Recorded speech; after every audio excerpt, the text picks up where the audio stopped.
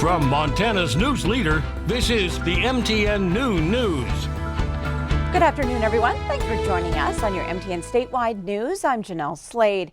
And topping our news this Monday, one man is dead after an early morning shooting in the Billings Heights. Around 4:30 this morning, police responded to the 300 block of Nash Lane and rushed a 43-year-old man with gunshot wounds to the hospital. He was later pronounced dead. Officers say there is no threat to the public and all parties are accounted for. Now, so far, no information has been released on what led to the shooting or any potential suspects. Well, 3 more COVID-19 related deaths across Montana to report this noon. 2 Yellowstone County women in their 60s died on Saturday, the 12th and 13th Yellowstone County deaths this month, the 59th overall. Now, the 3rd victim to die of COVID-related illness is from Marr County. So far, 160 people have died across Montana and more than 2,400 people are currently infected. Well, Whitefish City Hall is now closed after an employee tested positive for COVID-19. City officials were notified late on Friday, September 18th, that an employee who last worked at City Hall on Thursday, September 17th, had tested positive. Now, that individual is working with the Flathead City County Health Department to perform contact tracing. Well, more than 2 months after hundreds of scientists told the World Health Organization it's possible for coronavirus to be airborne, the CDC has updated its guidance. The agency's website now says COVID is considered an airborne virus and can spread through respiratory droplets or small particles, such as those in aerosols. The CDC page still maintains that the most common way the virus spreads is between people who are in close contact with one another. Well, the COVID-19 pandemic is affecting university enrollment numbers all across our country, including here in Montana. Just last week, University of Montana in Missoula reported just over 10,000 students enrolled for the 2020 fall semester. MSU released its fall enrollment numbers, and even with the pandemic, numbers appear to be strong. Well, right now, 16,249 students attend MSU in Bozeman, which is about 3% lower than last fall. MSU officials say they are seeing record levels of retention. However, despite COVID-19, the institution says it's pleased, all things considered. There are a lot of complex factors that go into families' decision making right now. Some families are deferring, some families are waiting on college choice, and the ones that have chosen MSU in these numbers, it's really enheartening. The death of Supreme Court Justice Ruth Bader Ginsburg is setting up a big fight on Capitol Hill over who should get to name her replacement. And it's thrown a new wrinkle into the presidential election.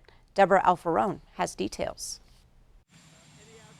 President Trump says he'll name a Supreme Court replacement for the late Ruth Bader Ginsburg this week. We will have probably services on Thursday or Friday, as I understand it. I think, due respect, we should wait till the services are over for Justice Ginsburg.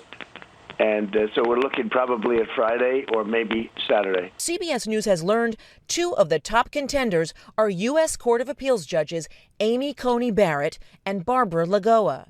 Senate Republicans say they will move swiftly to vote on the nominee. The president was elected to do this, and the Senate was elected to confirm this nomination. But Democrats point to 2016, when Republicans blocked President Obama's Supreme Court nominee Merrick Garland with 8 months until the election. They made it very clear that if this happens in an election year, that whoever wins the election should be able to decide who the Supreme Court justice is. The people choose the president chooses the nominee.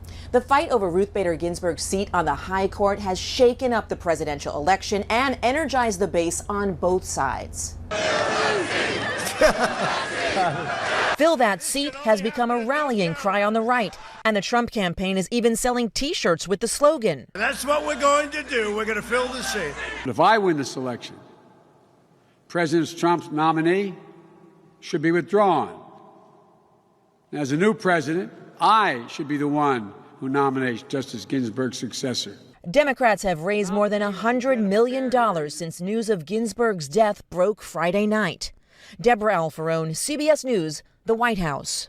President Trump and Joe Biden will be back on the campaign trail today, with the president headed to Ohio, while former Vice President Biden will campaign in Wisconsin. In Great Falls, dozens showed up to a candlelight vigil over the weekend to pay their respects to the late Supreme Court Justice. The vigil was held outside the Cascade County Courthouse on Saturday night. Cascade County Commissioner Jane Weber and former Commissioner Bill Bronson both spoke at the event.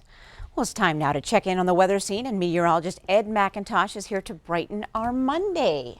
It's lots of sunshine. It's a really comfortable day for what is really the last day of astronomic summers. Tomorrow, 7:30 a.m., we begin fall with the fall equinox, and that's when the direct rays of the sun are right across the equator, at least briefly. 7:30 a.m. is when it happens this time around, and that is the beginning of fall in the northern hemisphere and spring in the southern hemisphere, as those rays will become more and more on the southern half of the globe as we get through the months until we get to December 21st and we begin winter.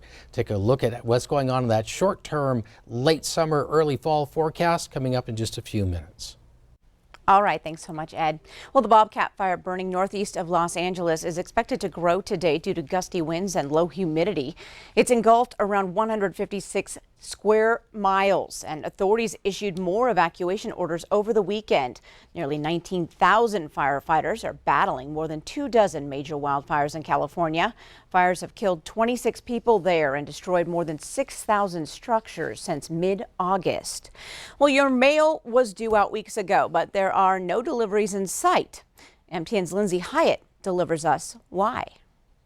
The USPS delivers mail to 60 million addresses 6 days a week, and FedEx serves 220 countries besides the U.S.